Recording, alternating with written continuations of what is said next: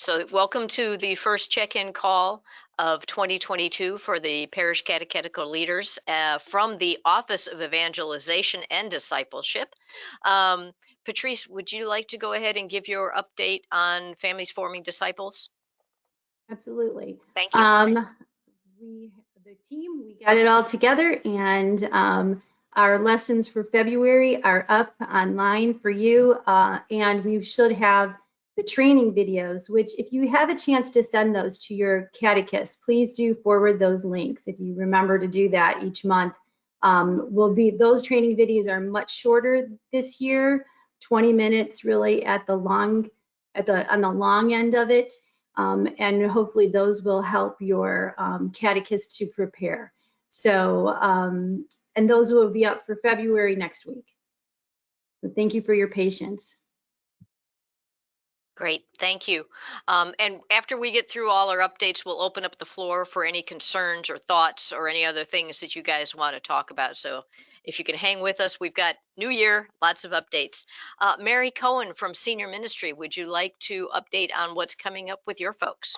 Yes, good morning, everybody, and thank you for joining us and for Michelle for having me today to talk about an opportunity that we have coming up for Lent.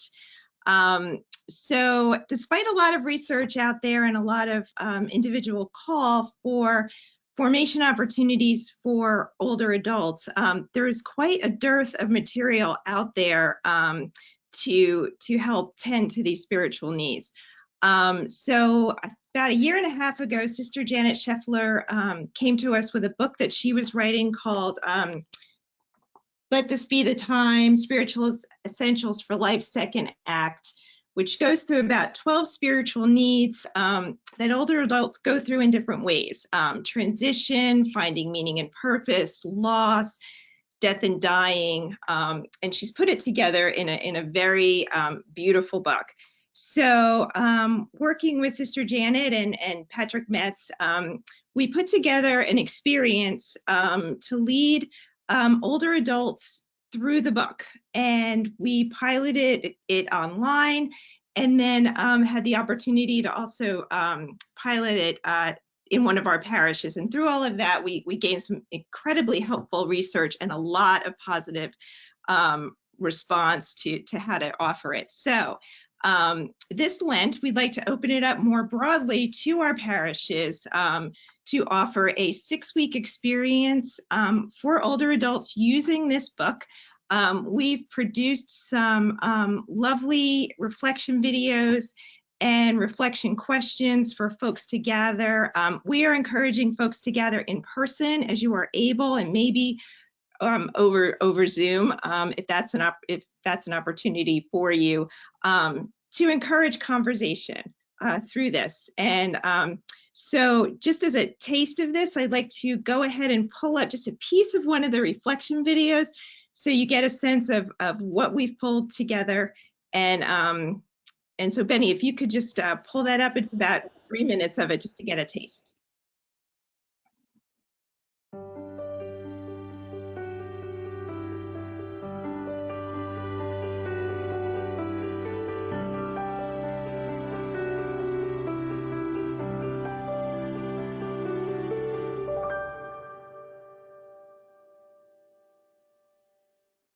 Greetings, everyone.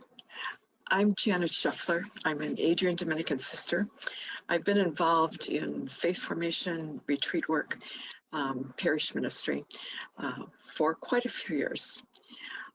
I'm also privileged to be able to write, and one of my recent publications, which of course you know because that's why you're here, is Let This Be the Time. Years ago, the psychologist Carl Jung was convinced that we would not live to old age if longevity had no meaning for humanity in the world. And a contemporary author, Emma Benignus, said, "The reason God has engineered the spectacular increase in life expectancy in the last 100 years is because the world is so desperately in need of wisdom that God created elders." Our journey of aging then is a gift for each one of us. It's also a challenging call for all of us. In the midst of all the books and research that's being done today on aging, each person's experience of it is unique. The minute we say older adults are such and such, we can find some other older adults who are the opposite. A friend of mine said, I share with my contemporaries almost all of the same life experiences. However, each of us views these life experiences differently. And when I think about that, I think that's a tremendous gift if we take advantage of it. And you certainly are by being a part of this group. We know that, as Jane Regan, a specialist in adult faith formation, has said, adults learn best when they are in conversation with others about things that matter. So reading a book is one thing, but our real insights, our real learning, our real change and transformation comes through talking with other people. Their experiences might be very similar to ours. They could also very well be very different from ours. So when we have the chance to listen to others, when we have a chance to give voice in a safe environment to our experiences, our wonderings, our questioning, things become clearer. We experience appreciation and acceptance. New insights bubble up. We experience affirmation as well as gentle challenges. Perhaps the greatest paradox of aging, of being in our aging years, is that we find that this is a time of multiple truths which seem to contradict one another. We find ourselves wanting or feeling things which seem to be extreme opposites. For instance, we may feel very calm and confident and grateful and loving, and at the same time, maybe have never felt so vulnerable, fragile, Penny, worried, apprehensive. I think we can pull it down. Thank you. All right, so I think that gives everybody like a taste of the types of things that we're talking about. And I just love that quote, and I have to repeat it, that adults learn best when they're in conversations with one another about things that matter. And I'll repeat that myself frequently, just to remember that as a teaching tool. So again, Benny will put up, he put up a link I saw already to the book on via Amazon, so you could take a look at it more closely. There's also, we have a place up on our website, Benny, if you could put that link to where the full example video goes. And then please feel free to get in touch with me, and we can give you access to see the experience in whole and how we're planning on doing it. So two other exciting pieces of this is one, we're talking through a way that then leaders who are leading this experience can then converse with one another to share insights and offer us feedback about the experiences, because this is so new. And also, Sister Janet has agreed to come and speak in a virtual author event for participants, which again, we piloted one time, and it was one of the things that participants said was some of the most valuable, to have that opportunity to interact with her. So so thank you for this opportunity, and please consider it for this Lent and possibly in the future, and let anybody in your parish know, or that you engage with, that may be in a better position to offer this, to get it out there that it's something that that is available to them. So thank you.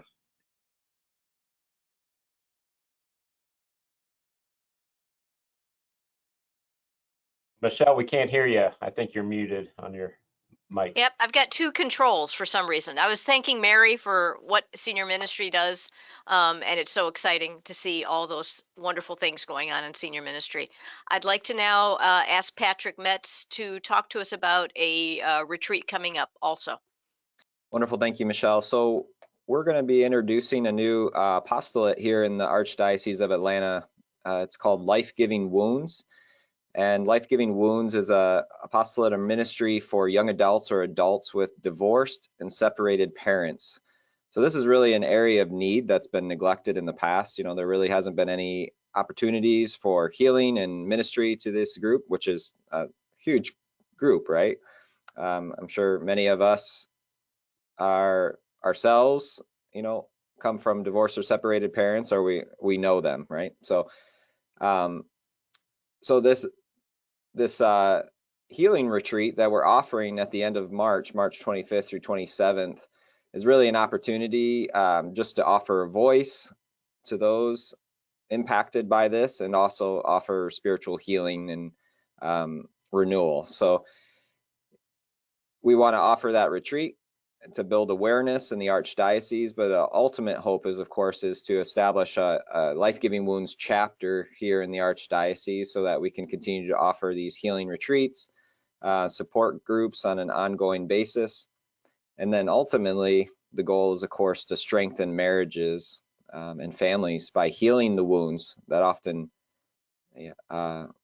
lead to, you know, relationship harming beliefs and behaviors that we so often see. So it's a really great apostolate, really great ministry, and a great opportunity. So I encourage you guys, I'll put the link for the registration in the chat box, and really encourage you to advertise as you're able to get the word out about this new and exciting opportunity. Thank you. Patrick, we do have a quick question in the chat about what's the target age group for this retreat? Yeah, so anywhere, young adults, so college age, all the way up, you know, to adults. So teens, we'd hold off on the teens, obviously, but young adults are more than welcome to attend. Great. Thank you for that. Next up for our updates would be Ann Garrido. She is going to be talking to us about Catechesis of the Good Shepherd. And what you're seeing on the screen right now is the Life-Giving Wounds Retreat Healing, which is also in the tiny link that's in the chat. Thank you, Benny. So I would like to turn it over to Anne, who wants to do a promotion on Catechesis of the Good Shepherd, which is an amazing, wonderful ministry. So over to you, Anne. Great. So my name is Ann Garrido. I'm pretty new to the Atlanta area, but I'm a parishioner right now at St. Thomas More in Decatur. And I've been working for the Catechesis of the Good Shepherd movement, though, for about 25 years. So we are in the process at St. Thomas More of welcoming anybody who would like to come and to see our Catechesis of the Good Shepherd atrium. I don't know if it's possible for me to show my screen real fast, or if that's tricky to do. Benny, can you help her with that? Or is it too complicated on short notice? I just made her the presenter so she can share. You should be able to share. Okay. Shoot, I'm sorry. I should have checked that out earlier. I have a slide about it, but I think it will be, my computer's asking for security stuff, so it's okay. I'll post some stuff in chat also, now that I know that's a possibility. So Catechesis of the Good Shepherd is a Montessori-based faith formation program for children beginning at the age of 2.5 or 3 years old. It's all hands-on, and it's something that across the country and actually around the world has been really impactful in helping to bring the earliest members of our faith community into an experience of Jesus. But not only the little ones, also their parents and us as catechists as well. So we're going to be hosting an open house of this Montessori-based room that we've been working on at St. Thomas More on February 6th from 12 to 2 in the afternoon. We would welcome any of you to stop on by, or if you have a catechist or parents who you think might be interested in learning more about how to get this started in your own community, they are welcome also. And then we're actually beginning a training for catechists on March 12th. It's a pretty substantive thing to get into, but we will be working over a couple of weekends with people who are interested in becoming catechists to be able to be ready to open an atrium in their own parish if they wanted by next fall. Andy Otto is our coordinator for this locally. So I'll post his email if you're interested in finding out a little bit more about the course. And then also the Archdiocese has set up an amazing page for us too that I can post in chat also. So if you just wanted to find out more about Catechesis, the Good Shepherd in general. I see Jillian's question in chat. Right now, we just have level 1 available at St. Thomas. More, maybe in the future, we'll be able to have more, but we're trying to make sure that we get good, strong roots for the program before we grow it too fast.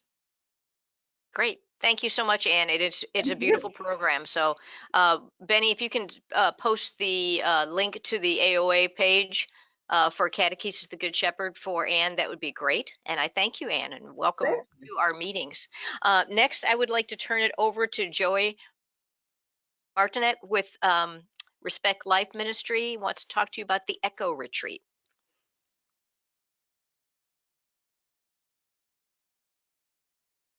You're muted, Joey.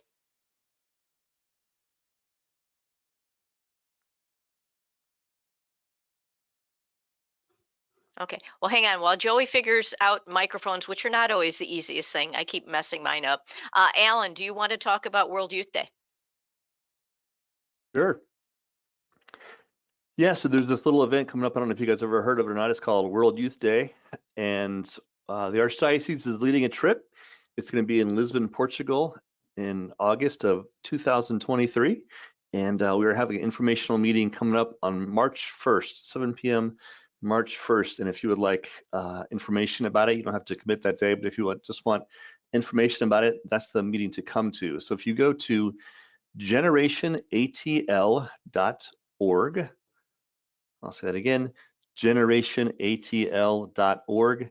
And if you scroll down, you'll see a banner for Echo Retreat actually, and then below that is one for World Youth Day. Click on that and we can get your information and send you a link so you can register for the webinar on March 1st. So if you want to come and hear for yourselves and put information out to your parish, you're welcome to. You're welcome, of course, to do your own trip. If you'd like to come with us, please join us that day. Any quick questions? The meeting is kind of an informational meeting to go over all of that. I don't want to take up everyone's time here, but if you have a quick question here or there, I can take that real quick. The cost is going to be at the very most $4,000 per person plus airfare. That's before we do any kind of fundraiser or anything. So $4,000 will be the cost. World Youth Day runs from the August 1st to August 7th. However, we're going to go a couple of days early and see Eucharistic Miracle and have Mass in Fatima.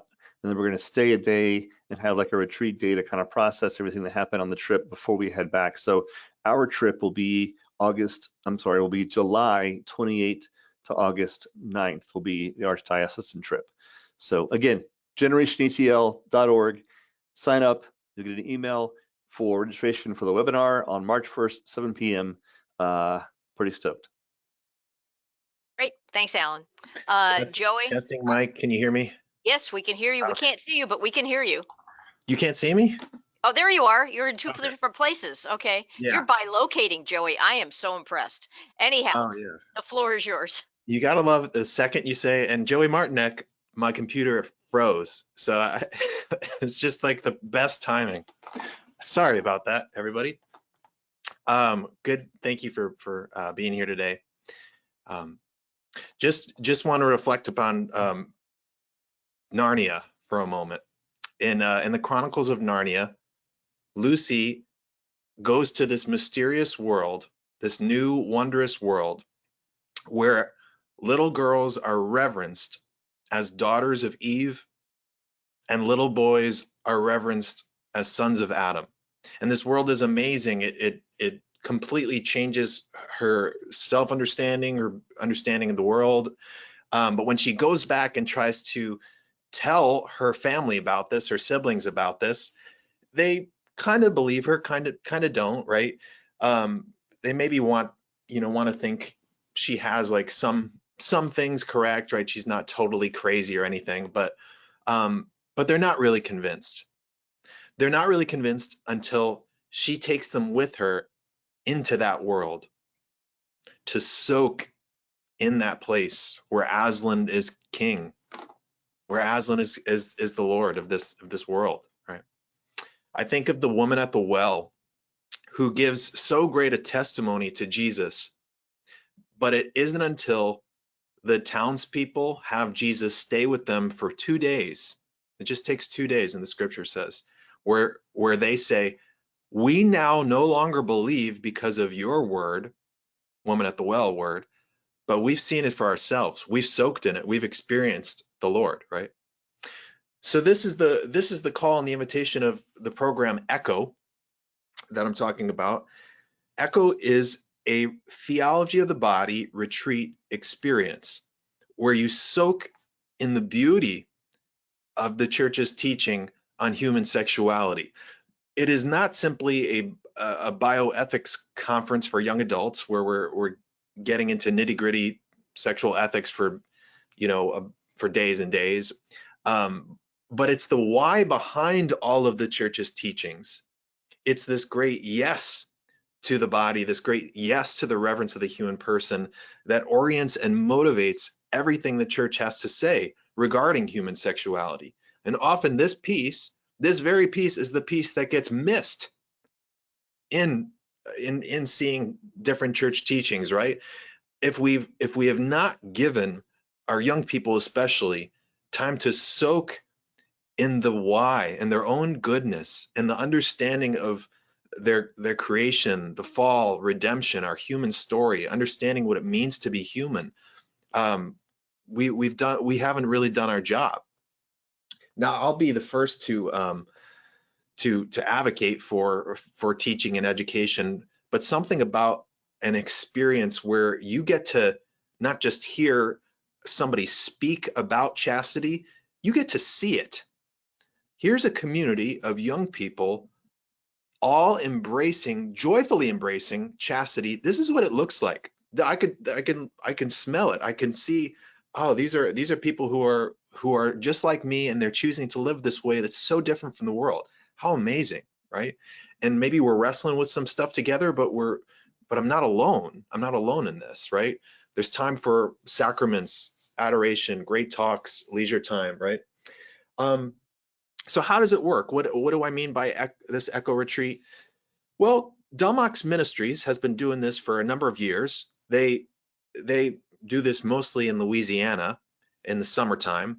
And what it typically consists of is a weekend where young adults come on and they have this retreat, and then teens come on day 4, and the young adults that were just soaking, kind of creating this organic community for 3 days, they put on and represent the retreat for this new group of teens that has just arrived. So it's typically a 7-day total experience, but with the teens only coming for 4 days. Now here's the breaking news, hot off the press. We were going to do that for our retreat in April at Covecrest, but we made a recent change, had to make a recent change to just change it to a young adult only weekend for this year, which is exactly what we had last year. So young adult only weekend is still happening, but and I'll put it in the chat, there are these camps happening in the summer that Echo is doing for teens, and they'll make accommodations, like if maybe it's not realistic for a parent to drive from Atlanta, but if they felt comfortable sending them on a plane, they have a whole shuttle kind of system, so that could be done. But I think in this call, it kind of, if there's demand here, if there's a great demand for teens, we've shown that we were willing to make this work, but sometimes it's hard to communicate the value of something until you've experienced it for yourself. So I would strongly recommend, like, maybe in your parishes, deliberately sending your youth ministers who are perhaps young adult and can come on this retreat to go in and soak on this themselves and kind of create, you don't have to take our word for it that this is great, to really see the value of what this is. So perhaps in future years, we will be able to provide and have the numbers required for a whole big camp. Now, what's the difference? A couple quick points. I know I'm talking a lot. Sorry. Why is this different? Don't we already have camps in the summer? You know, at the Life Teen camps? Yes, and those are great. Life Teen camps are incredible, but sometimes they do not, unless it's discerned for that particular summer, the focus on something like chastity or theology of the body, that may not come up much on the retreat or on those camps, right? That may not be the focus. What this echo brings to that is a real focus and gives a little more in-depth understanding in a way that's been tried and tested for years and years on the theology of the body, on messages of chastity, which are plaguing our young people today.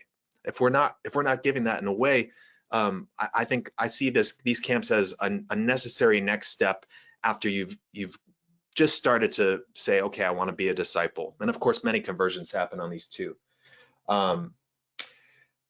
Lastly, just to give some context, I speak, of course, this is January and it's crazy busy, and speaking to youth groups about what's happening in the world of Roe v. Wade and all that's happening. And I could present this very logical presentation on abortion, right? And it could be very convincing from just a logical standpoint, but there's this block that comes across constantly. It's her body. It's her body, right? There are some things that it's just a losing game to keep pounding directly at these issues like abortion that are so important that our young people get.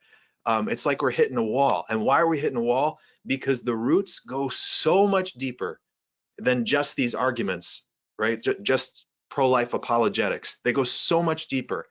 And there's so much guardedness that needs to happen, and it takes time to open up to these things, to open up about our own wounds, our presuppositions.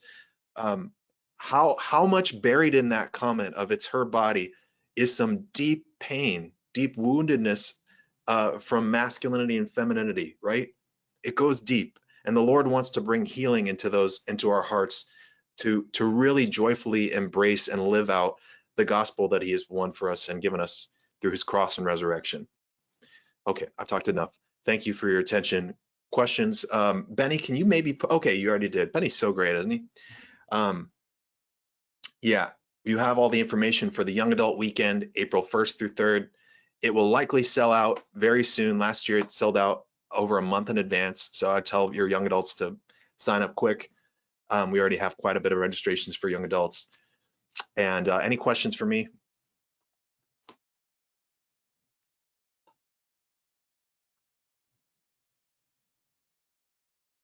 We will travel them over to you, Joey, if anything comes up through the rest of the meeting. But thank you always for your joyful witness, always for your wonderful words. I love listening to you. Okay, next up, thank you, Joey. Charles, if you're able to turn on your microphone, can you give a real brief rundown on the next open forum? Absolutely. We have an open forum coming up in early February, and Father Victor Reyes will be doing that, and he is focusing on scrutinies and some of the other components with that. Michelle, I think it's the 1st and the 8th, as I recall. Correct. You know, for that. English on the 1st and yes, and Spanish on the 2nd. Yes, with that. And we're very welcome to have Father Reyes come back. He has been busy with things, so he is rejoining us, and he is doing both of the sessions, you know, for that. And you'll find the information on the website with the proper link. And Benny has just posted that, so thank you, Charles. Cool. Last but not least, I would like to promote that we're having Paul Jarzonbowski from the USCCB with his new book, Hope from the Ashes, about Lent, particularly about Ash Wednesday, and how do we as a people of God that have this great phenomenon of people running into our churches, which never happens most of the year. How do we respond to that? How do we for lack of a better corporate word, how do we capitalize on the fact that they're actually coming to us? We're always saying that they're not here, they're not here. They're coming to us on Ash Wednesday. How can we respond to that? I know it's only a month, but you may be able to pick up some ideas, and if nothing else, be ready for next year to go full into this and to utilize the information in his book about how do we understand the phenomenon, how do we respond to the phenomenon, and be the disciples that Christ calls us to be, and to evangelize others as we see them with love and with mercy and everything else that God has called us to. So that is February 1st at 10 a.m. And there's a Zoom link for that. Benny will put that up on the screen. And now we have wrapped up everything except to turn it over to Andy, who's going to talk to you about the name change for our department and a little bit on the Synod. So over to you, Andy. Thanks, Michelle, and good morning, everybody. Blessed New Year, and it's great to see old and new faces. For those that don't know me yet, Andy Lichtenwolner, Director of now the Office of Evangelization and Discipleship, and really excited to share a bit more about that. Just piggybacking on what Michelle said about Paul Jarzonbowski's presentation coming up next week. So Paul was a former colleague of mine at the Bishops' Conference. He still works there, Associate Director for Laity.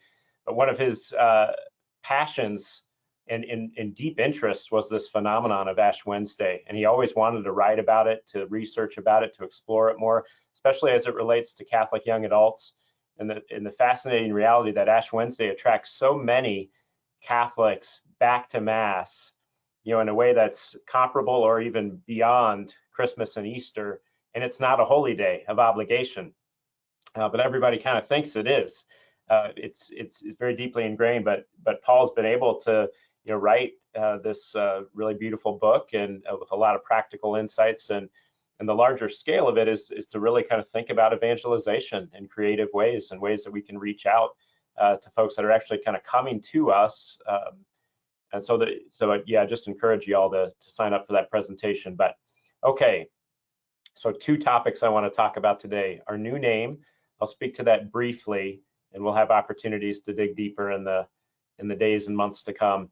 And then to close with some time for the Synod in the process, and just kind of where to start and open it up to any questions there. And if we have, as time allows, if other folks have questions, definitely feel free to share. So I'm going to share my screen, and hopefully you'll be able to see.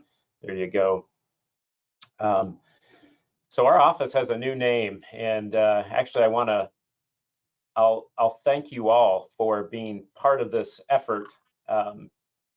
Is really in a way this is kind of part of your work. Our service to you, we're meant to serve you, and this is something that's been kind of in the works for a little while. But why, to change from formation to evangelization is something that really reflects the new directory for catechesis that came out in 2020, where it says, there's a pressing need to frame everything in terms of evangelization. And all of you who have been parish catechetical leaders, who've been on the front lines of catechesis, evangelization, I mean, you know very well the church has always placed catechesis within the umbrella of evangelization. Catechesis has always been understood that way, as a moment of evangelization.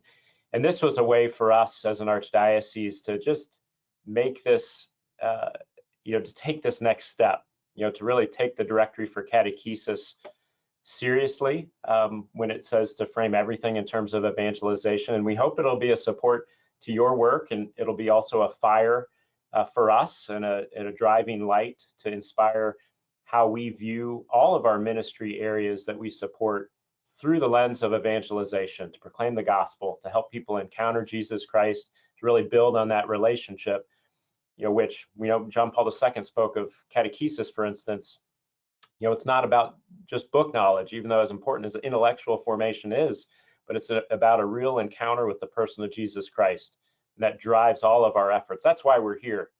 We're here because we've had that encounter. We've had a call to mission to serve the church. So we're excited about this new name that we have, and our new logo that you can see on the screen, Office of Evangelization and Discipleship.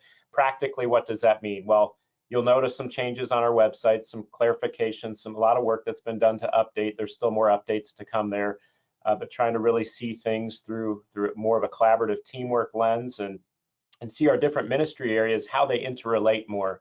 And you all experience this at your parishes, and this is a challenge for us as church sometimes, where we get really focused on particular areas, but we have a lot of opportunities to grow in collaboration.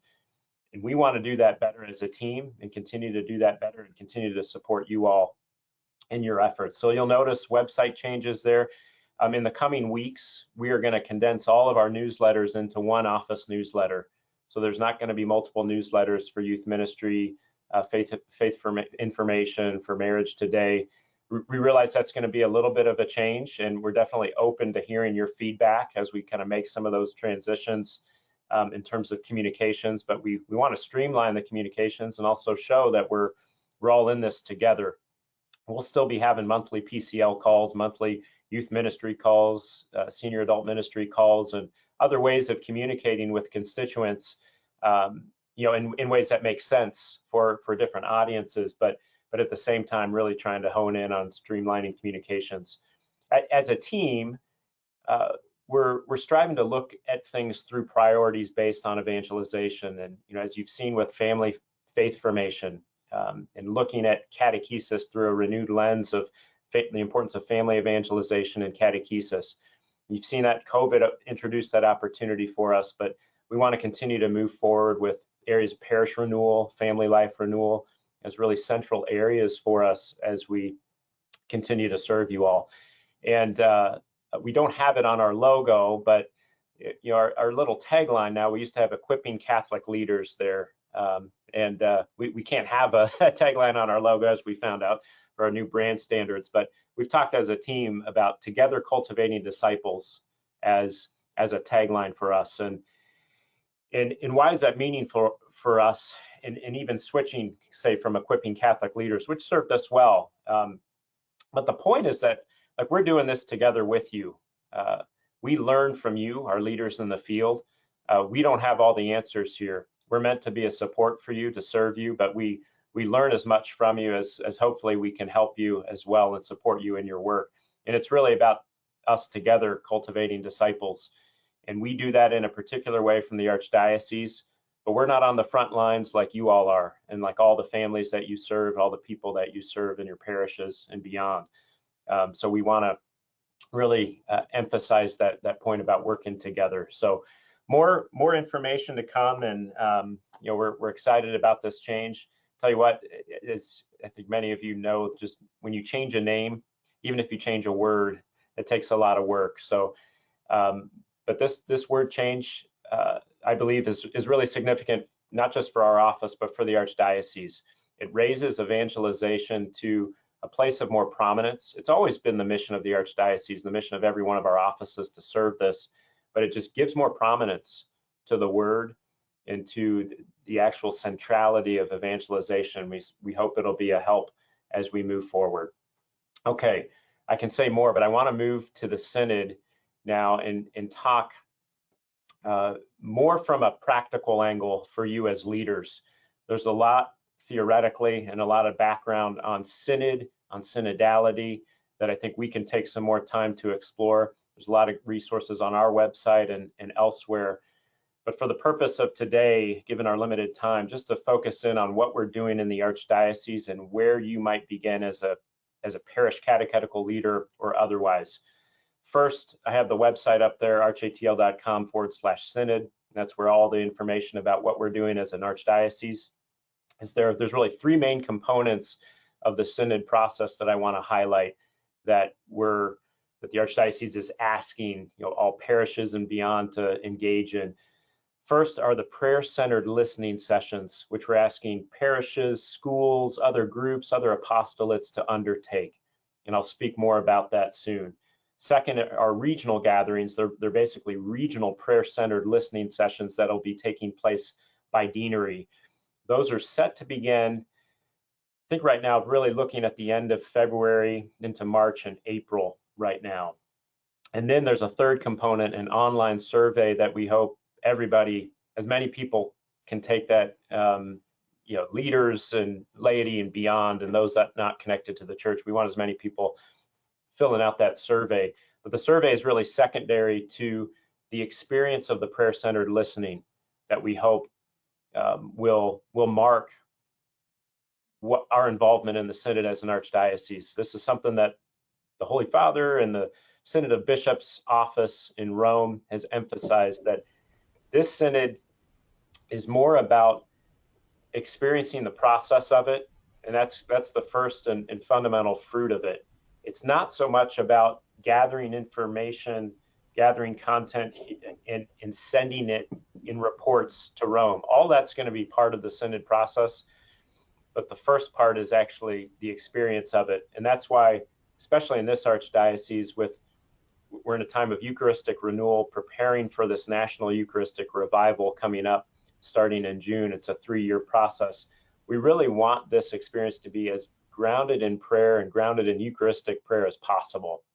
That's the way the archdiocese is really driving this. And so in simple steps, like what do you do as a leader at this point? Well, the pastors are the front lines for the Synod participation at the parish level. So if you haven't already, or if you haven't heard about kind of what's happening in the Synod, we would just encourage all of you as parish leaders, consult with your pastor, just what's happening and what he would like you to do, to help. There may already be plans kind of set, and that's fine, and that's great. You may or may not be involved formally in that. But if you don't know what's happening yet, or if there's opportunities to maybe participate, we'd encourage you to reach out to your pastor, obviously. If you've been designated as somebody to assist in the process, or you just want to know how might we do something at our parish, that's step 2, review the Synod Parish Toolkit. That's the place to start to get the vision of the archdiocese for these prayer-centered listening sessions. And I'll pull up that screen in just a second. But that, if you review that toolkit and you see the website there, and I'll show you where you can find it, you have to scroll down a little bit and you'll see facilitators, you'll see prayer-centered listening session resources, and there's guides available by language. And it's the first guide. If you click on for English, you see the Synod Parish Toolkit at the top. That's the place to start.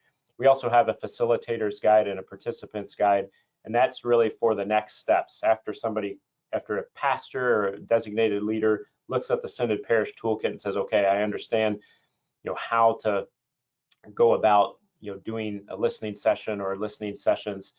The facilitator's guide is there. It gives all the information and materials needed to actually facilitate a larger session of small groups.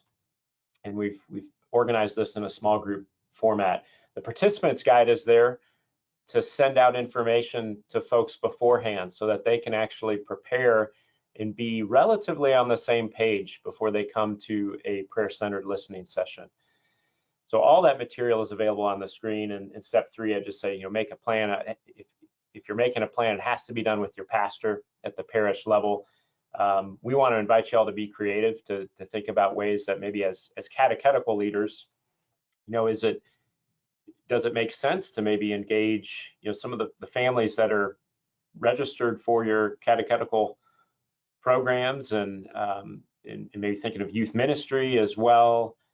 How do you engage those folks? Is your pastor open to kind of finding different creative ways to engage folks in the Synod process, and always to ground everything that you're doing in prayer before the Eucharist? We do have a short PCL poll that Benny will put a link to. It's really just for us to kind of get a sense of, what people are hearing and doing. And don't feel bad if you haven't done anything on this yet. You may just not have been tapped for it, and that's fine. But we want as many people engaged in this work as possible. And we're looking for further opportunities to maybe have a prayer-centered listening session ourselves, among leaders. And maybe that can also be a help and a resource for you. If your pastor says, yeah, go ahead and and find ways to engage families, and then have some of that feedback as part of our own parish report. So I want to bring up briefly the website here. So this is the Synod website, in the Participate tab on the menu on the right-hand side. You scroll down, you see prayer-centered listening sessions, resources for parishes, schools, and groups. And this is what I was talking about. There's tabs for facilitators, parishes, and this is really for all the parish leaders. And you go to guides downloadable by language. The place to start is the Synod Parish Toolkit. There's a ton of information out there. It can be overwhelming if you just go to the Synod website and start scrolling around yourself. So I would really encourage you, the first starting place to get a good sense of what's happening is this toolkit. And to see,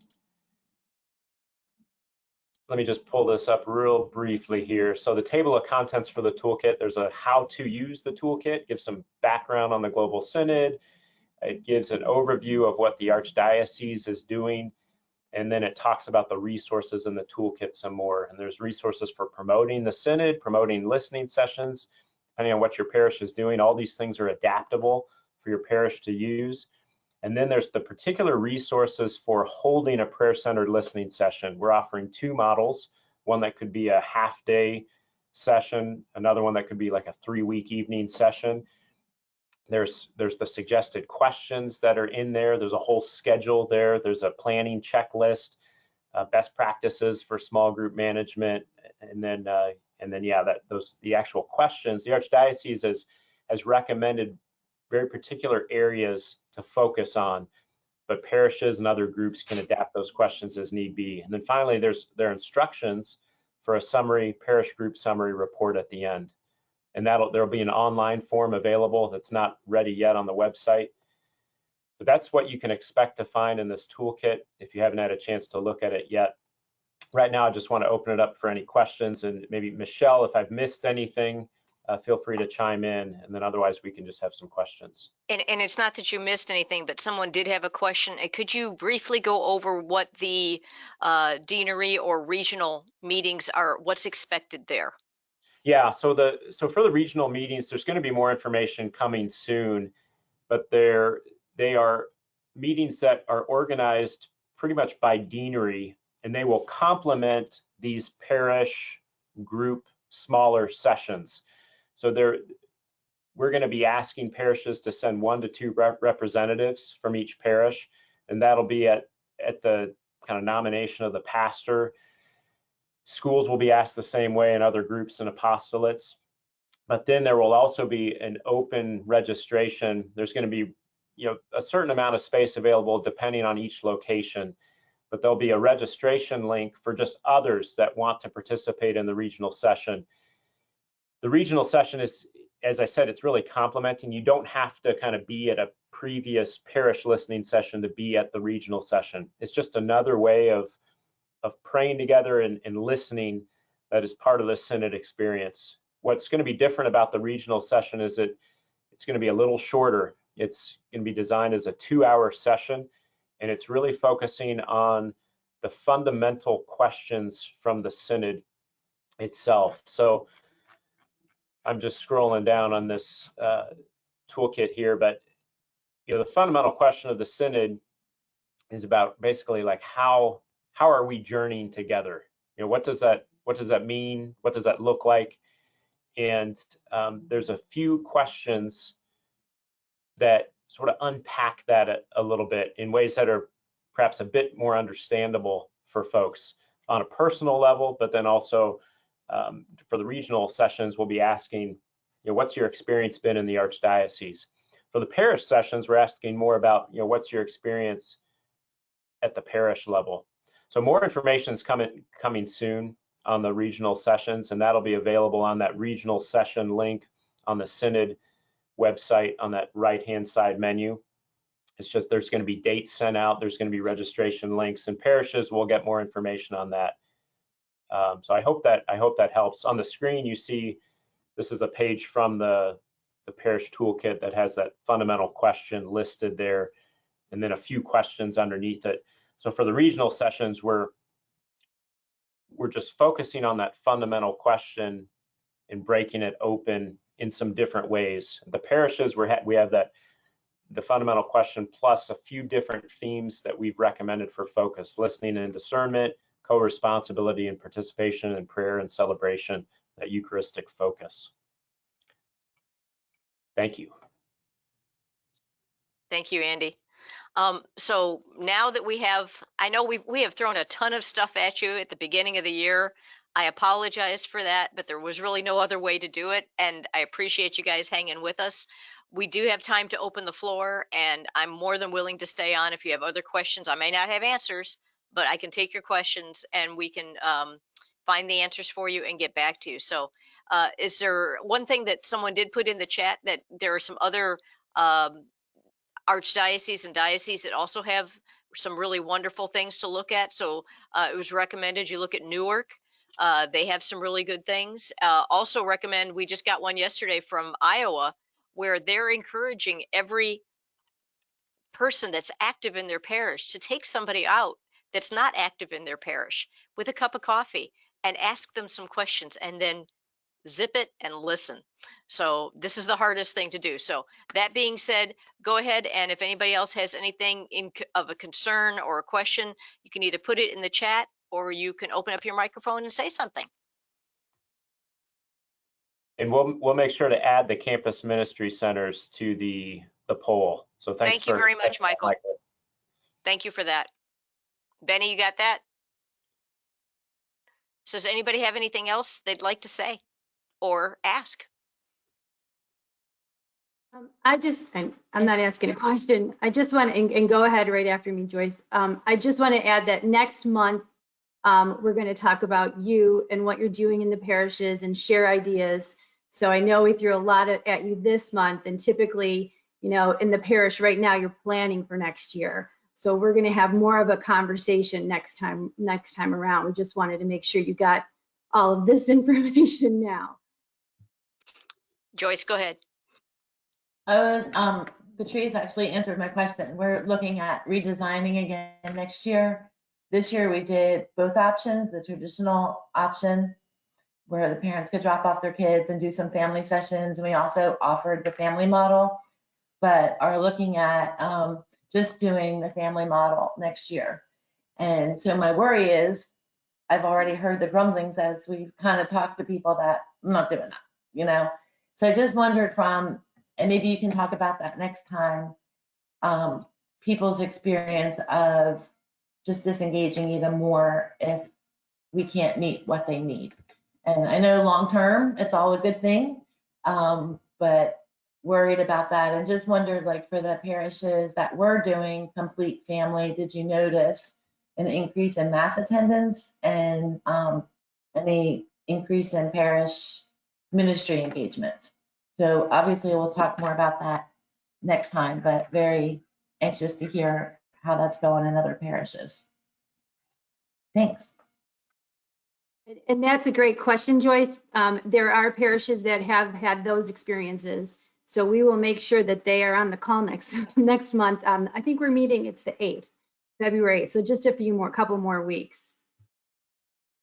And if anybody, Joyce, if I can put your, if you want to put your email in there, if anybody has an experience they want to get back to you before that point in time, you can reach out to Joyce and get something going as a communication tool there. The other thing is, Mary Karen, you asked about right of election. Thank you for that. Just so everyone knows, right of election comes out of Office of Divine Worship. So if you would send Yolanda Munoz and I will try to get her contact information up there, an email. There are going to be 3 locations. There's going to be Vietnamese Martyrs, St. Catherine of Siena, and St. Philip Benizi. So there are 3 locations. There was a request sent out from Office of Divine Worship that was due back on the 15th of this month. I think perhaps someone didn't get one at your place, Mary Karen. So if you want to send me an email after this, we'll get this all straightened out for you and get the information you need. Thank you very much, Elaine. She's hot on that trigger. Thank you. I appreciate that. Anybody else have anything else? I do. You know, we got a memo about the mask mandate and the schools would be different than the masses. And I've been looking for something to support what the schools are requiring, the Catholic schools. And it's not been very easy. And I'm trying to stay with the Archdiocese in the school, what the schools are requiring. But my parents want to see it in writing. And so does my priest. So I got a contact name and I sent her something, but I haven't gotten anything back. Okay, Victoria, I can briefly tell you, I happened to talk to Hal, head of Catholic schools, yesterday. They have returned to a masks optional format, but I would get that in verification from him. But this is what I was told as of yesterday. It is a masks optional. I believe it was always masks optional most of the time in the high schools. And I believe now in the elementary, it is also mask optional for the students. You'll have to check with Catholic schools. I'm not sure how that works out with the actual teachers. And I don't want to be misquoted. Right. So I was wondering, like, when you send out the updated memos and we go to those sites, they're really not updated. And if you could also do a link to the schools so the DREs, you know, on the rural end can maybe get to them, those links a little easier and keep within that part of what we're directed to do. Keep in mind, Victoria, it is really up to the pastor on the bottom line. And Andy, please correct me if I'm wrong, but outside of the guidelines that have been put forth for the Archdiocese of Atlanta from the Archbishop, it is still up to the pastor to decide if he wants another layer or another approach. So it does not necessarily have to follow the Catholic school model. Well, at this time, you know, we're having only visiting priest, so I don't have a guide. So I just need a guide, need help. Okay, that helps with clarification, and we will get back to you on that. Okay. And Joyce has asked in the chat about parish catechetic leaders. How are you tracking your catechist certification? Are you using a kind of, oh, and I do have a link for you, Joyce, that Andy sent me that I can send you on some software. I forgot to do that. So I will get that back to you.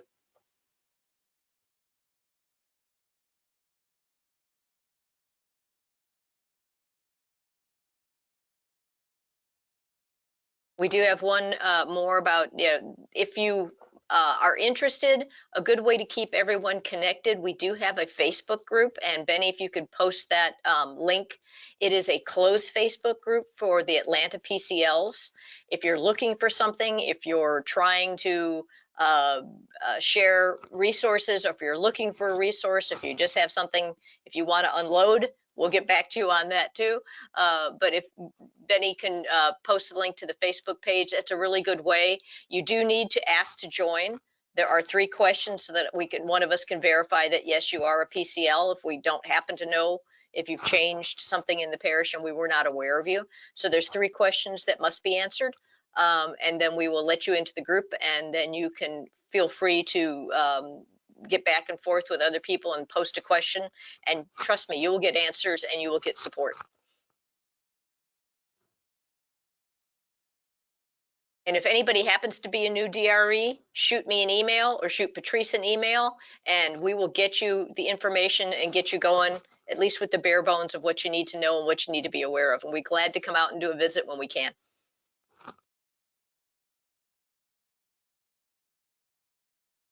Okay, we have kept you past time. Last call for anything you want to put in the chat or bring up your microphones and ask.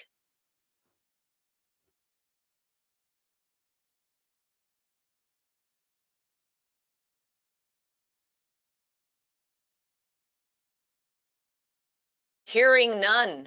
Again, I want to thank you all for the time. Thank you all for everything you do. Thank you for the fact that I know that you've just gotten done with Christmas and you're turning around smack dab into Lent and you're off and running again. So I know you've not even had a chance to breathe. But we thank you for what you do. We want to support you here. This is all we exist for, is to help you make more disciples and to help you evangelize your own staff, your own teams, and then the people in your pews, the people that come to us, the people who are searching for the love and mercy of Christ. That's what we're here for. So we thank you again. Andy, would you mind closing us in prayer? Sure. In the name of the Father, and of the Son, and of the Holy Spirit, amen. Heavenly Father, we give you thanks for this day. Thank you for all these leaders, for their sacrifices, for all the ways that they serve the church so generously, Lord. We ask your blessing upon them, their families. And Lord, we just thank you for this opportunity to work together in your vineyard. Help us be more faithful. Help us be joyful. Help us be courageous in responding to your gracious and loving will. We ask all these things in the name of your Son, Jesus Christ. Amen. In the name of the Father, and of the Son, and of the Holy Spirit. Amen. Thank you, everybody.